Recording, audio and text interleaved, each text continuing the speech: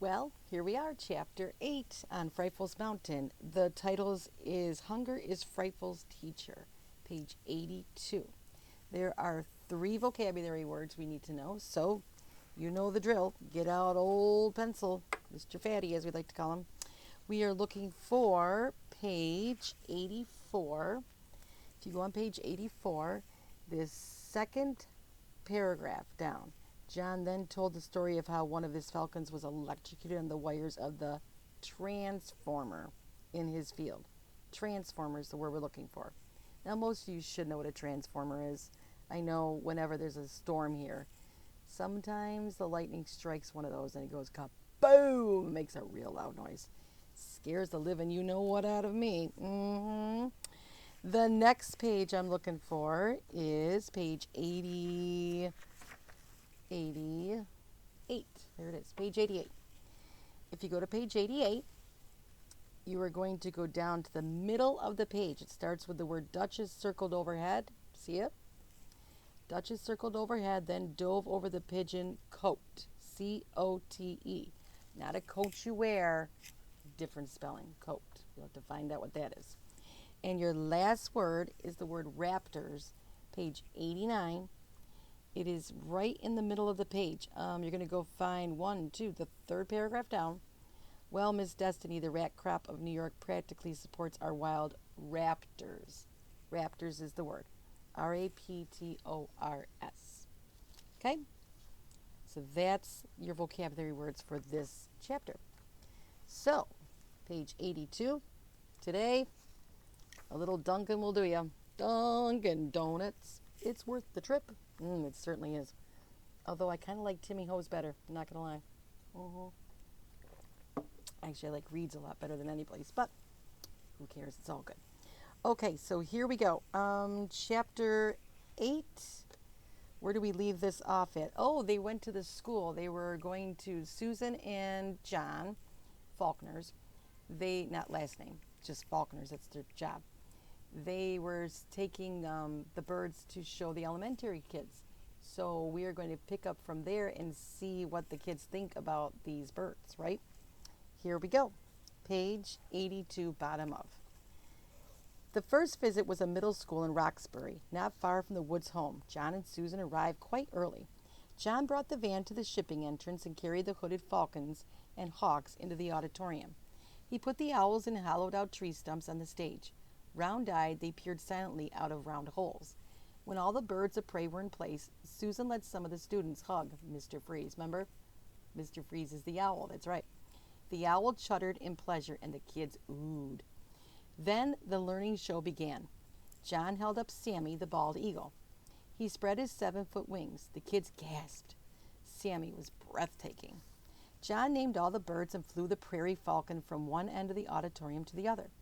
Holding her high, he talked about the important role of birds of prey in nature. Finally, Susan took Frightful out of her carrying case. This is Destiny, she said. She is a peregrine falcon, or a duck hawk, as these wonderful birds were once called.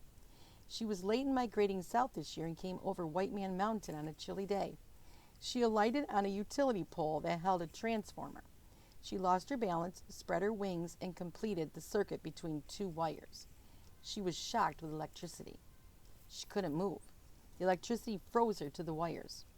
Susan went on to say that John had flipped her off the wires with a branch and carried her home in his pocket, thinking her dead. Suddenly, she said to her wide-eyed audience, ding, turn to page 84. Destiny moved in John's pocket. She was alive. We could not believe it. The jolt had not killed her, just burned her wingtips. John took her in his hands, smoothed her feathers, and jessed her. Then, with all the grace of the peregrine falcon, she flipped herself up on his fist and looked at us. Susan held her high. She is a survivor, and she is alive. She wears burns that tell about the dangers of utility poles for our wild birds. The children stared at Frightful, and some said they could smell the acrid scent of her scorched feathers clear at the back of the auditorium. John then told the story of how one of his falcons was electrocuted on the wires of the transformers in his field. Ah, murmured the kids. Once a month I write to the utility company and ask them to lower 1 wire, that's all. Just lower 1 wire 1 foot. That would do it. Then the birds couldn't touch the two wires and complete the circuit. Thousands of eagles, hawks, and beautiful owls like these could be saved. Not getting any reply, he went on, I telephoned the management. I got the old runaround. Push 1 to speak to Miss Jones, push 2 for billing, push 3 to talk to customer service, and on and on. A small girl with dark hair and blue eyes raised her hand and stood up. Mr. Wood, she asked, can we write to the utilities president and ask him to fix the poles? Me too, said the boy next to her. I write good letters. There was a clamor of voices. A teacher put up her hand. Do you have a name and the address we could write? She asked. This would make a wonderful project for us. Cree, cree, cree, Frightful called. Destiny wants us to write, piped another little girl and took out her notebook and pencil. Cree, cree, cree.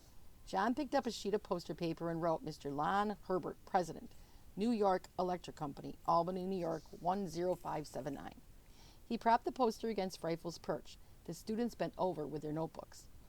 Dear Mr. John Herbert, how would you like it if you were walking a wire, slipped, touched another wire, and was zapped, fried so your mother wouldn't even recognize you? Well, the birds don't like it either. Here is a drawing of how to change the wires on a transformer so eagles, owls, hawks, vultures, even blue jays don't get zapped. Sincerely, James. Ding, turn the page. 86. And you'll see our friend James can draw quite well, can't he? My goodness, that's pretty good. I couldn't draw that good. So there, if you look at this, I'll let you peruse that for just a couple seconds as I get a quick sip of water.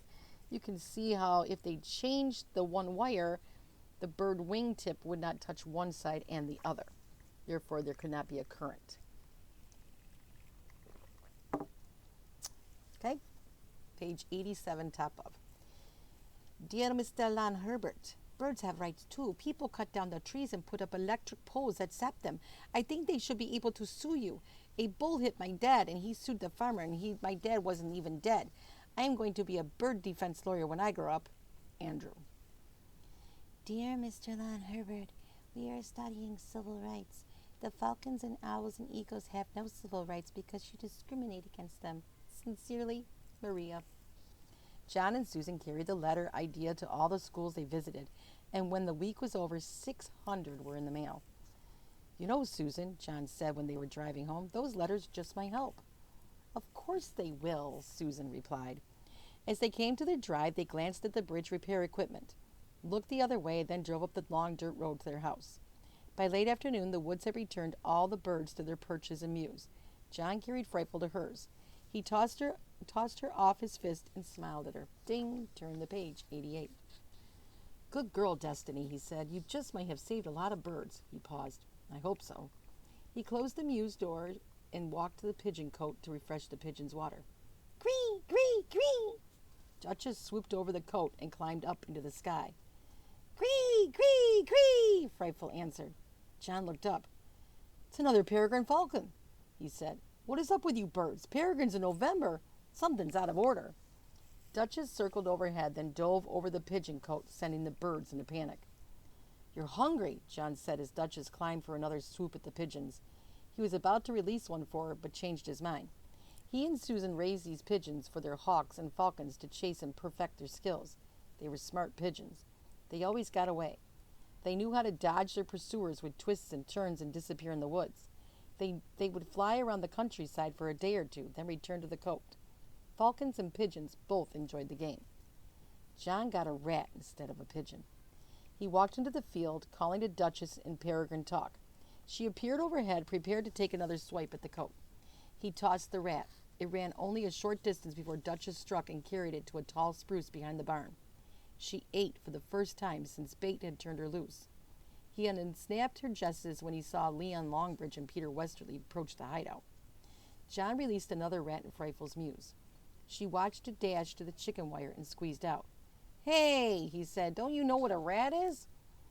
Well, Miss Destiny, the rat crop in New York practically supports our wild raptors now that we've wiped out most of their natural food.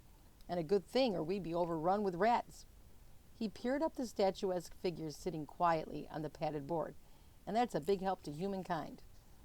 So I'm going to teach you about rats. You'll need to know all about them when you're on your own. He went back for another.